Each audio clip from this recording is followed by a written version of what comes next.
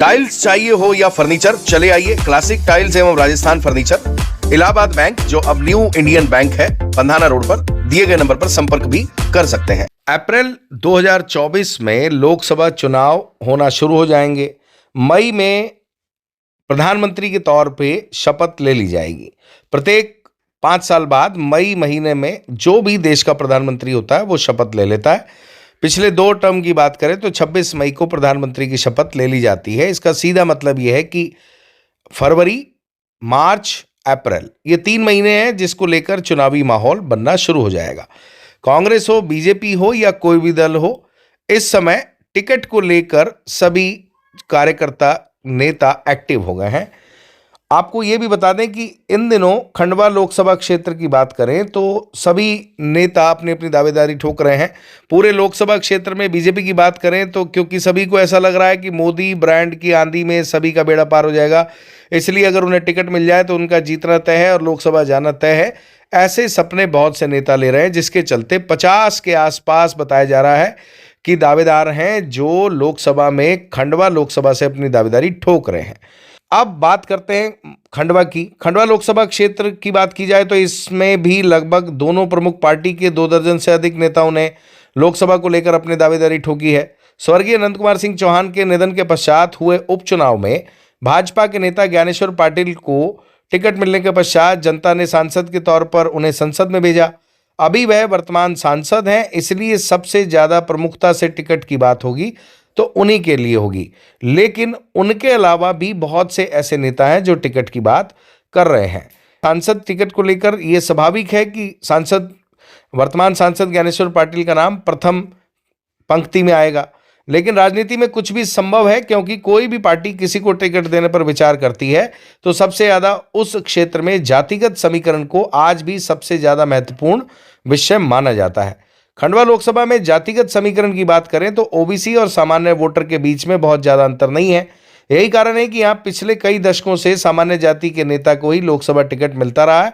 अगर बात बीजेपी की करें तो, क्योंकि हाल ही में उपचुनाव को छोड़ दिया जाए तो बीजेपी ने खंडवा लोकसभा से सामान्य जाति से आने वाले स्वर्गीय नंद कुमार सिंह चौहान को लगातार अपना उम्मीदवार बनाए रखा और वह सामान्य जाति राजपूत समाज से आते थे।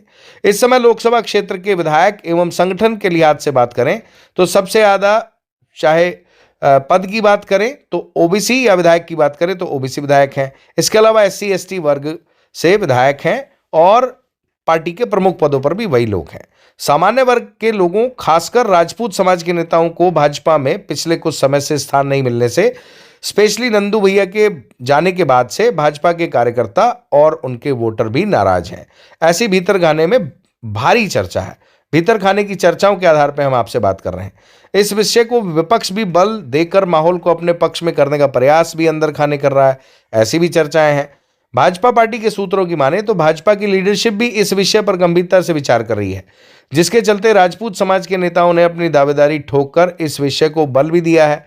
खंडवा जिले से जिन राजपूत नेताओं ने अपनी दावेदारी ठोकी है उनमें प्रमुख नाम राजपाल सिंह तोमर, सुरेंद्र सिंह सोलंकी और अरुण सिंह मुन्ना का सामने आ रहा है।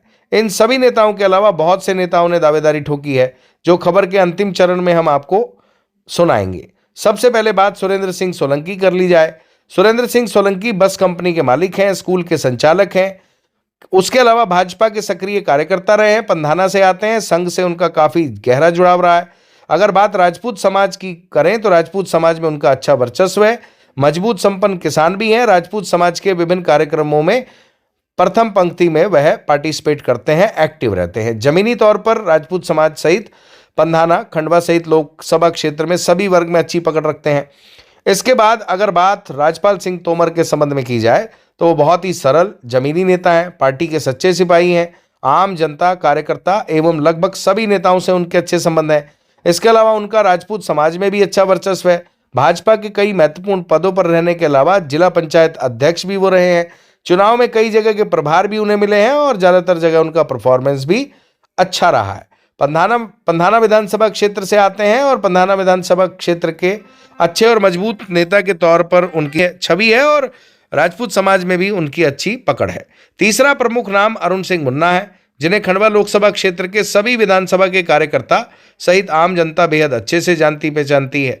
काफ़ी एक्टिव रहते हैं, जमीनी तौर पर मजबूत कार्यकर्ता हैं, पार्टी से हमेशा जुड़े रहे हैं, हर कार्यक्रम में सक्रिय भूमिका निभाते हैं। सभी नेताओं के गुट में उनकी अच्छी पकड़ है। उसके अलावा आर्थिक तौर से संपन्न नेता के तौर पर भी उन्हें जाना जाता है। राजपूत समाज में भी उनकी अच्छी खासी पकड़ मानी जाती है। ये वो 3 प्रमुख नाम हैं जो राजपूत समाज से बीजेपी के लिए स्पेशली उभर कर सामने आए हैं। इसके अलावा एक और नाम चर्चा में है, उनका नाम नरेंद्र सिंह तोमर है, जो मानधाता के हैं, जो पूर्व में विधानसभा चुनाव भी बीजेपी से लड़ चुके हैं। आपको बता दें कि लोकसभा क्षेत्र में लगभग 10 लाख से अधिक वोटर हैं। लोकसभा क्षेत्र में 8 विधानसभा आती हैं, जिनमें खंडवा, पंधाना, मानधाता, बड़वा, भीकनगांव, नेपानगर, बुरहानपुर और बागली शामिल हैं। आपको बता दें कि इस समय देश भर में मोदी सरकार का माहौल पहले से भी ज़्यादा बेहतर होना माना जा रहा है और ज़्यादातर नेताओं को ये लग रहा है कि इस बार एक बार फिर मोदी ब्रांड की आंधी में सबका बेड़ा पार होगा, जिसके चलते लोकसभा क्षेत्र से 3 दर्जन से अधिक नेता लोकसभा में जाने का सपन देख रहे हैं और ज़्यादातर खंडवा जिले से हैं। उनके नाम भी आपको फाइनली बता ही देते हैं। जो नाम सामने आ रहे हैं प्रमुखता से, उनमें सुभाष कोठारी, अशोक पालीवाल, अमर यादव, मंगल यादव, त्रिलोक यादव, सेवादास पटेल, त्रिलोक पटेल, सखाराम यादव, राजेश तिवारी, देवेंद्र वर्मा इत्यादि नाम शामिल हैं। इनमें कुछ और नाम हो सकते हैं जिन्होंने दावेदारी तो की है लेकिन सार्वजनिक तौर पर स्वीकार नहीं कर रहे हैं, इसलिए उनकी जानकारी हमें भी नहीं है। जो नाम हमने आपको बताए हैं यह सिर्फ खंडवा विधानसभा और खंडवा जिले के नाम है। बुरहानपुर एवं देवास, खरगोन से आने वाले राजनीतिक नाम की ज़्यादा जानकारी हम आपको बाद में देंगे। कुल मिलाकर संक्षिप्त में निचोड़ ये है कि बीजेपी में दावेदारों की संख्या कांग्रेस के मुकाबले बहुत ज़्यादा है। इसका कारण है ज़्यादातर नेताओं को अपना टिकट मिलने के बाद जीत पक्की लग रही है।